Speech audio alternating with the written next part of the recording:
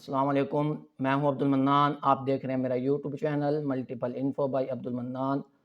آج میں آپ کی خدمت میں حاضر ہوا ہوں ایک نئی انفارمیٹو ویڈیو کے ساتھ کہ جیسا کہ آپ جانتے ہیں کہ اسرائیل اپنے ظلم و ستم کی تمام حدیں پار کر چکا ہے۔ مظلوم فلسطینی اس کے ظلم و ستم کا شکار ہیں۔ آج میں اس ویڈیو میں آپ سے کچھ باتیں شیئر کرنا چاہوں گا کہ ان کی کشیدگی کا پس منظر کیا ہے، فلسطین کی تاریخ کیا ہے، اسرائیل کی تاریخ کیا ہے، اسرائیل کب معرض وجود میں آیا۔ تو آپ سے گزارش ہے کہ آپ اس ویڈیو کو توجہ کے ساتھ سنیے، اور میں اس بات کرنے سے پہلے آپ کی خدمت میں یہ بات عرض کر دوں کہ جو انفارمیشن میں آپ کے ساتھ شیئر کرنے والا ہوں وہ کوئی من گھڑت نہیں، کوئی میری اپنی گھڑی ہوئی نہیں، یا کسی ایک رائٹر کی اٹھا کر آپ سے شیئر نہیں کر رہا، بلکہ بہت سی کتب کا مطالعہ کر کے کنٹینٹ کو اکٹھا کر کے آپ کے ساتھ شیئر کرنے والا ہوں۔ تو آپ سے گزارش ہے کہ اس انفارمیشن کو پر اعتماد ہو کر توجہ کے ساتھ سنیے اور اپنے دوستوں کے ساتھ شیئر کیجئے۔ میں اپنی انفارمیشن کا، اپنے الفاظ کا، ایک ایک حرف کا خود ذمہ دار ہوں کہ اس میں کسی قسم کا کوئی مبالغہ نہیں، کسی قسم کا کوئی جھوٹ نہیں۔ پہلے بات کرتے ہیں فلسطین کی، کہ فلسطین کے بارے میں آپ جانتے ہیں کہ یہ وہ سرزمین ہے کہ یہاں بہت سے انبیاء کرام علیہ السلام تشریف لاتے رہے اور اپنے دین کی دعوت و تبلیغ کا کام کرتے رہے۔ تو لیکن میں بات کا آغاز تھوڑا سا پس منظر نبی علیہ السلام کے زمانے کے بعد سے شروع کرتا ہوں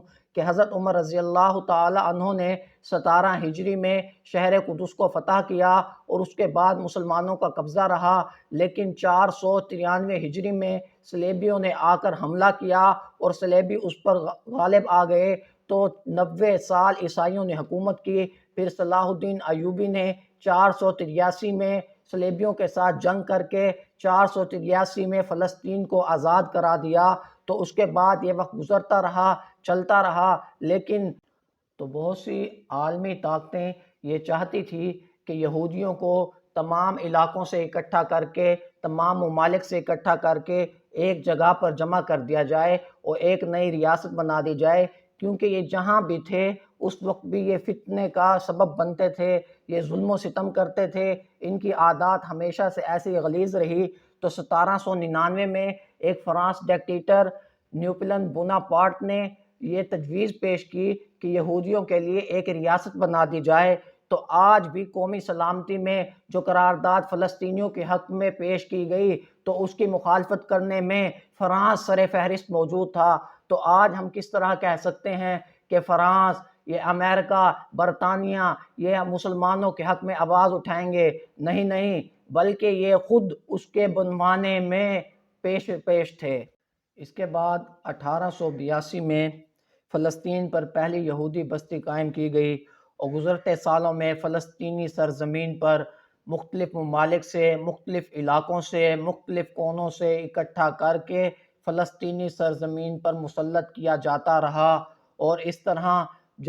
پہلی جنگ عظیم 1916 میں جب جنگ عظیم شروع ہوئی تو یہ عمل اور تیز ہو گیا، اور اس کے بعد جب برطانیہ اور فرانس نے مشرق وسطیٰ کا اختیار سنبھالا، تو انہوں کی کابینہ میں ایک یہودی نے یہ پیشکش کی کہ ہمیں ایک یہودی ریاست بنا دی جائے جس کے اندر رہ کر ہم باضابطہ طور پر اپنے کام، اپنے فرائض سر انجام دے سکیں۔ تو اس کے بعد سے اس عمل میں اور تیزی آ گئی۔ تو اس طرح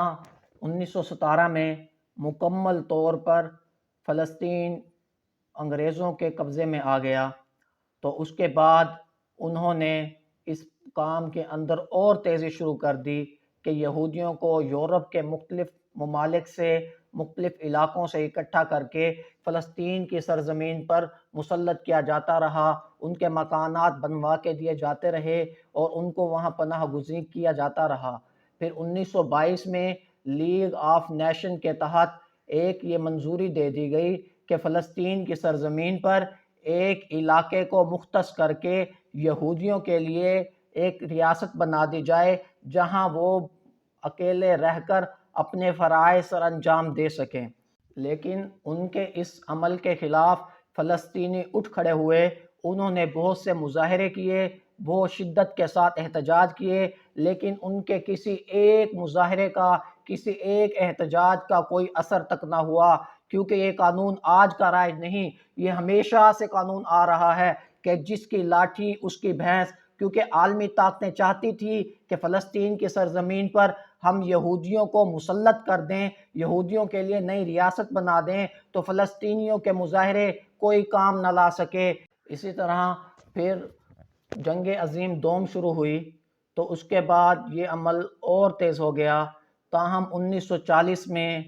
8,50,000 یہودی مختلف علاقوں سے اکٹھے کر کے فلسطین کی سرزمین پر داخل کر دیے گئے۔ جیسے ہی جنگ عظیم دوم کا اختتام ہوا، 24 اکتوبر 1945 کو اقوام متحدہ کا قیام عمل میں آیا اور عالمی طاقتیں اس معاملے کو اقوام متحدہ میں لے گئیں کہ وہاں جا کر انہوں نے یہ قرارداد پیش کی کہ یہودیوں کے لیے ایک الگ ریاست بنا دی جائے۔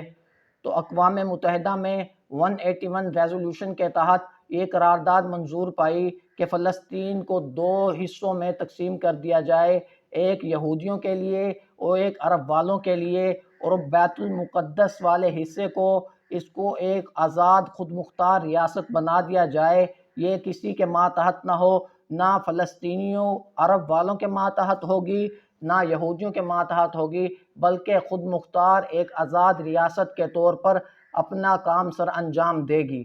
تو ابھی یہ اعلان ہوا تھا، باضابطہ طور پر ریاست قائم نہیں ہوئی، لیکن یہودیوں نے اپنی دہشت گردی کا آغاز ریاست کے قائم ہونے سے پہلے ہی شروع کر دیا اور فلسطینی سرزمین پر ناحق عربیوں کو قتل کیا، ناحق مسلمانوں کو قتل کیا۔ اسرائیل کو اپنی دہشت گردی کے باوجود امریکہ، برطانیہ اور سوویت یونین کی حمایت حاصل رہی اور 14 مئی 1948 کو یہودی ایجنسی کے سربراہ ڈیوڈ بن گورین نے یہودی ریاست اسرائیل کے قیام کا اعلان کر دیا۔ تو پھر باضابطہ طور پر 14 مئی 1948 کو اسرائیل دنیا کے نقشے پر ابھرا اور اس نے اپنے ہمسایہ ممالک کو، مسلمانوں کو اپنے ظلم و ستم سے شکار کیا، اپنے ظلم و ستم کا پرچار کیا۔ اس طرح 3 ریاستوں کا قیام عمل میں آ گیا، ایک فلسطین، دوسرا اسرائیل اور تیسرے نمبر پر بیت المقدس کو جو آزاد حیثیت کے ساتھ قائم کیا گیا تھا۔ لیکن اسرائیل نے اپنی دہشت گردی کا اظہار کرتے ہوئے 1967 میں مسلمانوں کے قبلہ اول بیت المقدس پر حملہ کر کے اس پر ناجائز قبضہ جما لیا، تو اس کے مقابلے میں مسلمانوں کے دل بہت مجروح ہوئے۔ تو جیسے ہی مسلمانوں نے اپنے قبلہ اول کو آزاد کرانا چاہا تو کوئی بھی عالمی طاقت ان کے حق میں نہ کھڑی ہوئی۔ تو آج ہم کس طرح یہ امید ان ممالک سے، ان عالمی طاقتوں سے رکھ سکتے ہیں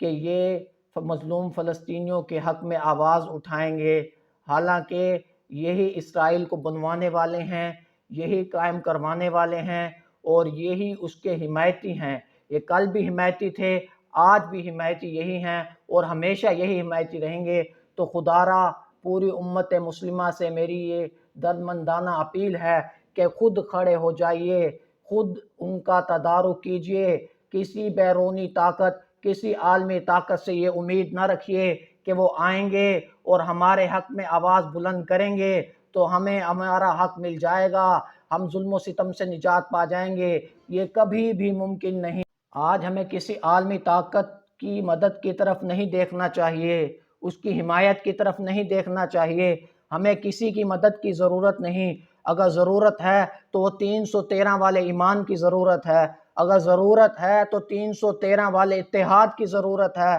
اگر ضرورت ہے تو 313 والے توکل کی ضرورت ہے۔ تو اٹھیے، پوری امت مسلمہ سے میری یہ دردمندانہ اپیل ہے کہ وہ اپنے فلسطینی بھائیوں کے لیے اللہ رب العزت سے دعا کیجئے اور ان کے حق میں آواز اٹھائیے اور مظلوم فلسطینیوں پر ہونے والے ظلم و ستم کا اسرائیل کو منہ توڑ جواب دیجئے۔ میں اپنی بات کا اختتام اس شعر پہ کرنا چاہتا ہوں کہ اپنی گود میں پالے ہیں پیغمبر جس نے، اپنی گود میں پالے ہیں پیغمبر جس نے، مسلمان پر واجب ہے اقصیٰ کا تحفظ کرنا۔ ملتے ہیں اگلی ویڈیو میں، والسلام۔